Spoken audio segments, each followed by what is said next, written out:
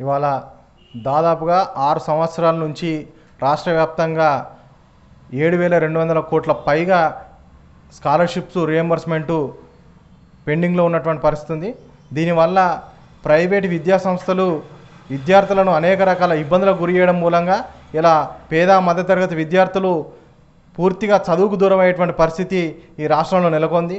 మరి గతంలో ఉన్నటువంటి బీఆర్ఎస్ ప్రభుత్వం విద్యార్థులకు రావాల్సినటువంటి స్కాలర్షిప్స్ ఫీజు రియంబర్స్మెంట్ను ఇవ్వకుండా అనేక రకాల ఇబ్బందులకు గురి చేసినటువంటి పరిస్థితి ఉంది.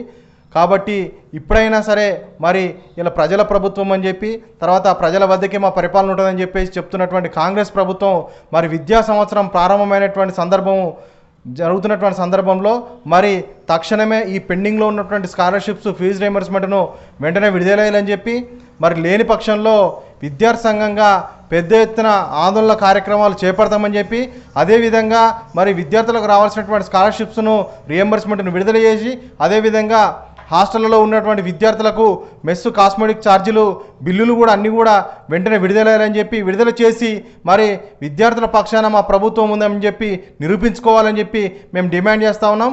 మరి లేని పక్షంలో మరి గతంలో పరిపాలన చేసినటువంటి బీఆర్ఎస్ ప్రభుత్వం ఏ రకంగా విద్యార్థులను ఇబ్బంది పెట్టిందో మరి ఈ కాంగ్రెస్ ప్రభుత్వం కూడా అదే రకమైనటువంటి వైఖరి వ్యవహరిస్తుందా అని చెప్పేసి మేము ప్రధానంగా ఆరోపణ చేస్తూ ఉన్నాం. కాబట్టి ఇట్లాంటి ఆరోపణలు మరి విద్యార్థుల విషయంలో మీరు ఏ రకమైనటువంటి చిత్తశుద్ధితో ఉన్నారో నిరూపించుకోవాల్సినటువంటి సందర్భం వచ్చింది. కాబట్టి ఖచ్చితంగా ఈ విద్యార్థి సంవత్సరం ప్రారంభమైనటువంటి సందర్భంలో విద్యార్థులకు రావాల్సినటువంటి స్కాలర్షిప్స్ రియంబర్స్మెంట్ను వెంటనే విడుదలయ్యాలని చెప్పి అదేవిధంగా ప్రధానంగా ఇవాళ ఇంజనీరింగ్ కాలేజీలలో మరి డొనేషన్ల పేరు మీద పెద్ద ఎత్తున దోపిడీ చేస్తున్నటువంటి పరిస్థితి ఉంది. మరి అడ్మిషన్లు జరుగుతున్నటువంటి సందర్భంలో విద్యార్థుల దగ్గర నుంచి వారి తల్లి దగ్గర నుంచి డొనేషన్ల పేర్ల మీద లక్షల రూపాయలు డబ్బులు దండుకుంటున్నటువంటి పరిస్థితి ఉంది. కాబట్టి వెంటనే ప్రభుత్వం దీనిపైన కూడా చర్యలు తీసుకోవాలని చెప్పేసి మేము డిమాండ్ చేస్తూ ఉన్నాం. ఇలా రాష్ట్ర వ్యాప్తంగా ఏసీబీ దాడులు కావచ్చు, మరి ఆర్టీ ఆఫీసులలో దాడులు జరుగుతూ ఉన్నాయి. వీటన్నిటిని కూడా మేము స్వాగతిస్తూ ఉన్నాం.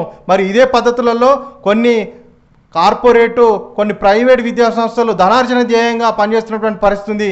కాబట్టి వాటిపైన కూడా పెద్ద ఎత్తున దాడులు చేయాల్సినటువంటి అవసరం ఉంది. అదేవిధంగా విద్యా సంస్థలలో మౌలిక సౌకర్యాలు లేకుండా మరి సరైనటువంటి సౌకర్యాలు లేకుండా నడిపిస్తున్నటువంటి విద్యా సంస్థలను గుర్తించి వాటి యొక్క గుర్తింపును కూడా రద్దు చేసి ఆ నిర్వాహకులపైన క్రిమినల్ కేసులు నమోదు చేయాలని చెప్పేసి ఇవాళ ప్రధానంగా అఖిల భారత ప్రగతిశీల విద్యార్థి సంఘం ఏఐపిఎస్యుగా మేము డిమాండ్ చేస్తూ ఉన్నాం.